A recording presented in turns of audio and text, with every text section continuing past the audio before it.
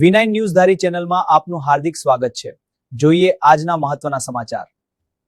ધારી તાલુકાના તુલસીશ્યામ રોડ ઉપર આવેલ અમૃતપુર ગામના એક ફાર્મ વિસ્તારમાં તાજેતરમાં દીપડાની અવરજવર સીસીટીવી કેમેરામાં કેદ થતા વિસ્તારમાં ચકચાર મચી ગઈ છે। મળતી માહિતી મુજબ રાત્રિના સમયે ફાર્મ હાઉસ ખાતે લગાવવામાં આવેલા સીસીટીવી કેમેરામાં દીપડો નિર્ભય રીતે ફરતો નજરે ચડ્યો હતો। આ દ્રશ્યો સામે આવતા સ્થાનિક ખેડૂતો અને ગ્રામજનોમાં ભયનો માહોલ સર્જાયો છે। વિસ્તાર ગીર જંગલના નજીક હોવાને કારણે વન્ય પ્રાણીઓની અવરજવર અવારનવાર જોવા મળતી હોય છે, પરંતુ ફાર્મ વિસ્તાર સુધી દીપડાનું આવી પહોંચવું ચિંતાજનક માનવામાં આવી રહ્યું છે।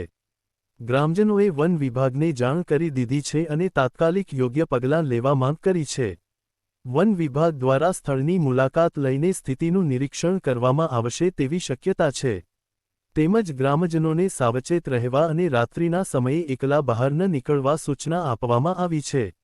આ ઘટના ફરી એકવાર માનવ અને વન્યજીવન વચ્ચેના વધતા સંઘર્ષને ઉજાગર કરે છે।